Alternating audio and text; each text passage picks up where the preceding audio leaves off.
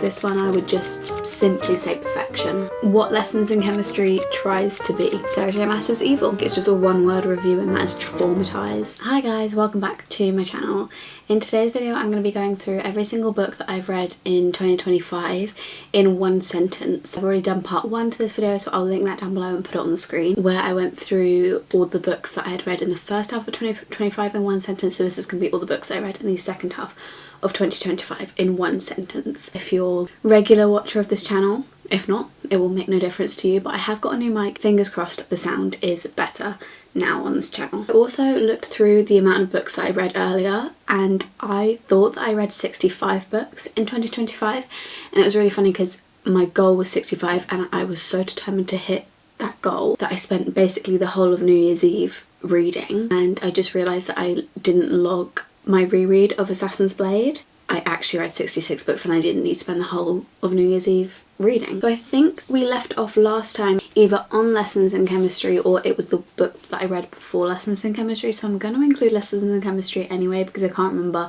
but it might be a repeat. Not as inspiring as I thought it was going to be, but still a good read if you go into it with the expectation that it may not be what everyone else says it's going to be. I feel like if you went into it, I'm going more than one sentence already, but I feel like if you went into it without the expectations that everyone else puts on it, then it would be better. And my rating for this was a 3-star. Then on my Kindle we read The Right Move by Liz Ford. Cute sports romance, nothing that deep, but it was a fun time and I did enjoy the male main character, and that was a 3.5. Then we have Watch Me by Tahira Mafi. This one, I would say some things could be left alone how they were, but I do think that you can see how Tahira Mafi's writing has improved from Shatter Me, and I obviously love Shatter Me, and I do think that it did really well for a sequel to a series, but I don't know if it's needed, and I rated that a 3.5. Then we have The Songbird and the Heart of Stone by Carissa Broadbent, which is a very long title, but this one I would say the series was better left with the first 2 books. I don't think we needed to continue the series. I think this one was really confusing as well, so I gave this one a 2-star. I think it took me a very long time to get through and I was just very frustrated by it. Then I read Tangled Up in You by Christina Lauren. This one I would say so much better than my expectations were, and very dramatic and very entertaining. Then we have Just Last Night by Vari McFarlane. Funny, witty, emotional, surprising. It doesn't go where you think it's gonna go. I gave that one 4 stars. Then we have House of Flame and Shadow by Sarah J Maas. This one I would just simply say perfection. That is my one sentence for this book. Please go read it. And this one I obviously gave 5 stars. Then we have The Teacher by Frida McFadden. Now my review on Goodreads is basically my sentence for this book, and that is WTF. I was a bit speechless, disgusted the whole time. I gave that one a 2-star. Then we had my first reread of the year, which was I Am Flame by Rebecca Yarros. I reread this because I was annotating it for my friend's birthday. Obviously it's a 5-star, the most beautiful series ever. Then we have Atmosphere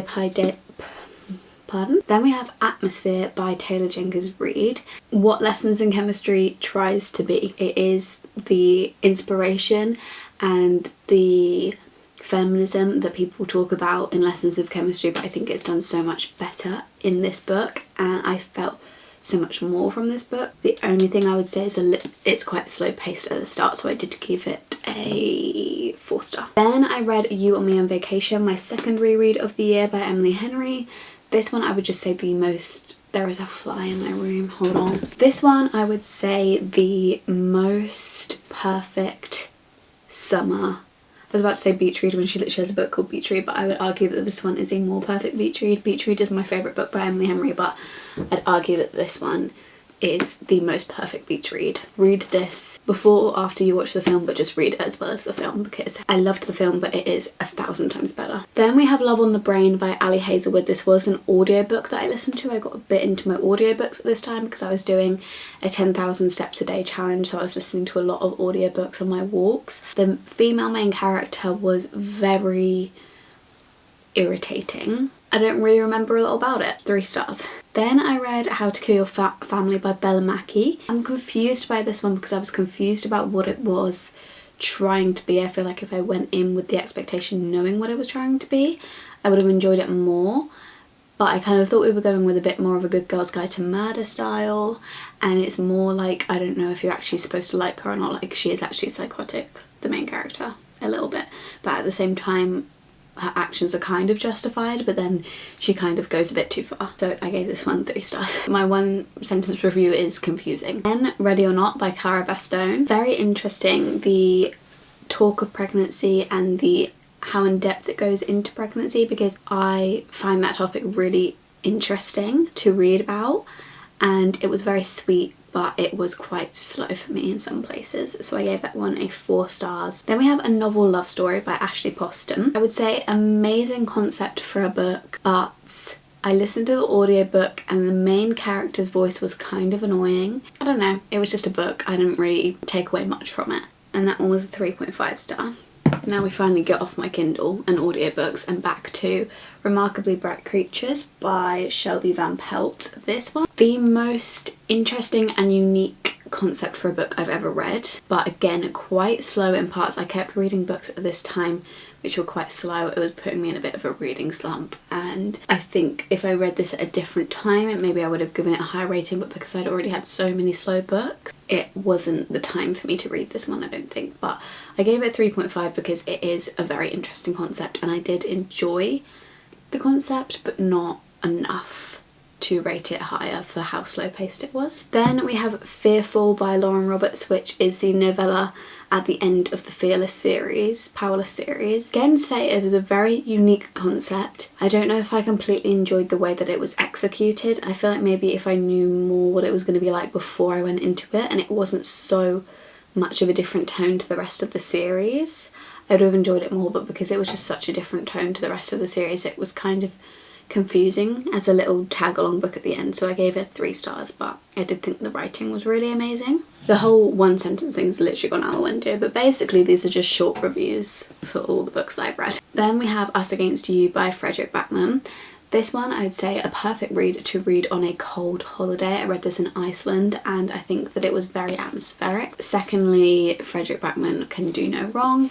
All his books are so amazing, although they're very emotional. They're just written amazingly, and I would recommend anyone to go check this out. Look at trigger warnings. I gave that one a 4.5 star. Then I read A Month in the Country by J.L. Carr.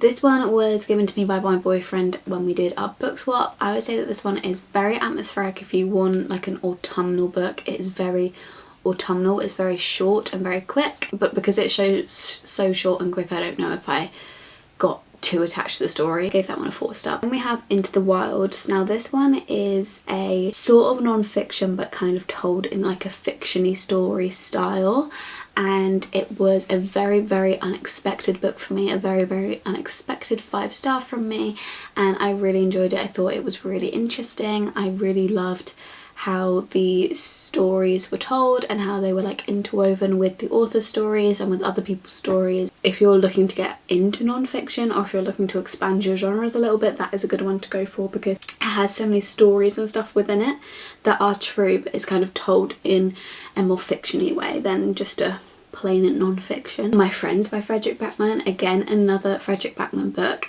If you like found family, I feel like this is just the found family book. It has no romance in it at all. Basically I would just say that my 1 sentence review for this is for lovers of found family. Then we have The Prison Healer by Lynette Noni.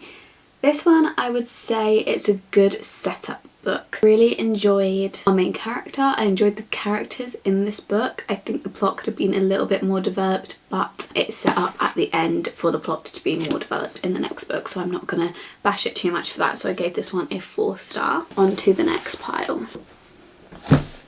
Uncharmed by Lucy Jane Wood. Now this one is a witchy cozy fantasy and I would just say very whimsy. Again, found family. 4.5 stars. Not Quite Dead Yet by Holly Jackson. No book will ever be a Good Girl's Guide to Murder, I don't think. And I wasn't too impressed with her recent release before this one, but this one I think was much better for me than the one before that. I still think that the main characters aren't very likeable, whereas in A Good Girl's Guide to Murder, like, Pip is likeable, Ravi is likeable.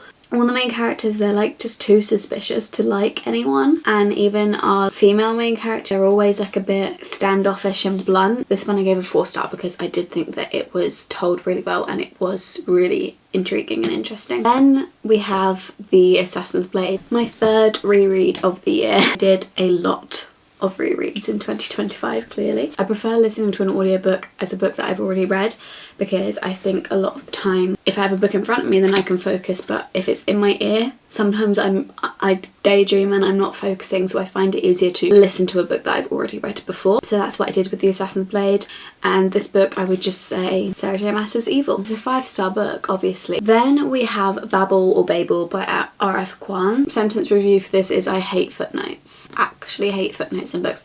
I do understand why they're needed in this book, obviously, but I just don't think I should ever read a book with footnotes. It takes me out of the book. We didn't have a good time with this one and I gave it 2 stars. Then I read 6 of Crows by Leigh Bardugo. Another book for the found family lovers, obviously. I also just love all the characters. It's just so much fun and I really can't wait to read the next one. And I don't know how I waited so long to get to this series because it's amazing, and I gave this one a 4.5 star. Final pile, everyone. Then we have books just fell. Then we have Pucking Around by Emily Rath. This one, my 1 sentence review is traumatized. Like, it's just a 1-word review and that is traumatized. I don't think I'll ever be able to go back to the person I was before I read this book. It was a joke present from my boyfriend for Valentine's Day. And thank you so much for making me read this book. I have a thing where any book on my bookshelf, I have to read it, otherwise it annoys me. Like, I have to have read it. So I did read it. It took me months. How long did that actually take me? 2 months. Then I read Snowed In by Catherine Walsh. This one is a little Christmas book. She wrote A Holiday Romance, which was one of my favourite romances from last year. Snowed In, it wasn't as good as Holiday Romance, but it was still a fun Christmassy time and I would still recommend it around Christmas time. But Holiday Romance, I just think on its own, even without Christmas, is just an amazing romance book. So I gave that one a 3.5. A Heart for Christmas, which I feel terrible about giving such a bad review because I think 2-star was generous. But this one is definitely a gimmick. Anyone could have told you that it was a gimmick. Obviously, I wasn't expecting it to be outstanding, but I really wasn't expecting it to be as bad as it was. I was expecting like a light-hearted Christmas romance and it was going to be a bit cringe, but it was going to be fun. But I was dreading every day when I had to read a chapter, getting behind on my advent calendar by like 5 days and then having to sit there and go through 5 chapters, and it was just painful, I'm not gonna lie. Then my final reread of the year, Throne of Glass by Sarah J Maas. This one, I can't believe her brain came up with this. I can't believe the story started here and gets to where it is at the end, like going back to the first book and seeing where all the characters are in the first book. Just like, oh my god, how did this ever get to Kingdom of Ash? I'm currently on Air of Fire. Then I read Red Rising. A good concept, but you can so tell it's written by a man. And I think, sorry this is more than 1 sentence, but I think it's so funny when men are like, it's so easy to tell when something's written by a woman. It's so easy to tell this is written by a man, and that is not me bashing it. You could not read this book and think it was written by a woman. Other than that, I did really enjoy it. I really think the concept was very cool. I do think I will continue it, but I'm not in like a rush to continue it. I kind of forgot I read it, I'm not gonna lie. I kind of forgot this was a series I was in the middle of, but I don't know, maybe I will continue it, but we'll see. And the final book I read, which I did read very quickly, granted, because I was trying to get it all finished on New Year's Eve, was Wild Dark Shore by Charlotte McConaughey, and I don't understand the hype. I enjoyed it. It was a fun read, it was a page turner. I don't think that anything was that interesting that happened in the book though. I think a lot of it was just like unnecessary. Felt like it was dragging on even though it's such a short book. There was some reveals I was a bit like oh, and some parts which were a little bit like on the edge of your seat, but I think the concept is really good. She is amazing at writing and she's amazing at describing, I will say that, but other than that I think that they could have done a lot more with the creepiness of this concept. I gave this one 3 stars. And those are all the books that I read in the second half of 2025 in a few sentences. There was a lot of misses in the second half of 2025, but I'm hoping the first half of 2026 will be a lot better. I will do this video again on the first half of 2026 and then obviously again at the end of 2026, but we don't even want to think about the end of 2026 at the moment. This year is already going by so fast, but I hope you enjoyed this video. If you did, please give it a thumbs up. Please comment down below any of your favourite books of 2025. I'm still on the hunt for some more books to add to my TBR for 2026. If you enjoyed this video, please give it a thumbs up. You can subscribe down below and turn the post notifications on. You'll be notified every time I upload, which is every single Sunday, and they're always book related videos. If you want to, you can follow my social medias @_libraryofeden on both TikTok and Instagram, which is also always book content, and I will see you in my next video very soon.